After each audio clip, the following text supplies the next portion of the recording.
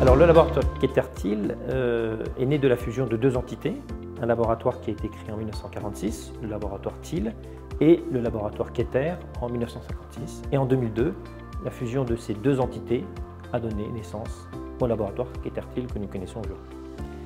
Aujourd'hui, c'est 250 collaborateurs, plus de 85% de femmes. Et la mission principale du laboratoire, c'est de réaliser des analyses et de fournir des résultats aux patients et aux médecins. Si je devais donner deux chiffres pour illustrer et résumer notre activité, c'est tout d'abord 1500, c'est le nombre de patients qui quotidiennement vont franchir les portes de nos centres pour les analyses, et également le nombre de tests que nous réalisons tous les jours au nombre de 25 000. Quetertil, pour le patient, c'est le laboratoire de proximité où il se rend pour faire sa prise de sang. Le médecin, c'est celui qui va lui transmettre les résultats d'analyse.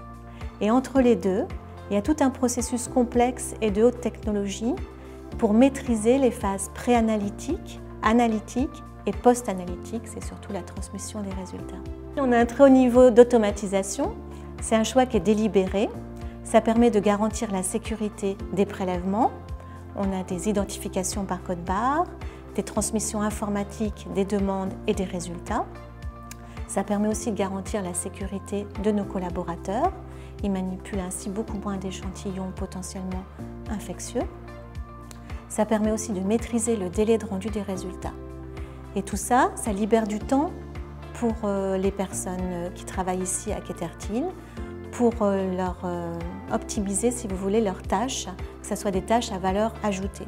Donc les techniciens, ça sera l'expertise technique, et les biologistes, ça sera un rôle de prestation de conseil auprès des médecins pour donner le résultat juste dans un délai optimal et les accompagner dans le diagnostic et la prestation thérapeutique.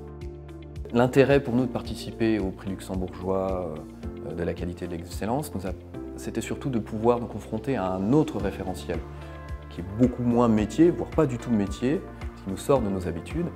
Et ça nous a permis de voir notre organisation, notre entreprise, avec un autre angle. Et on s'est posé beaucoup de questions, ça a été une introspection pour nous, et au final, très bénéfique.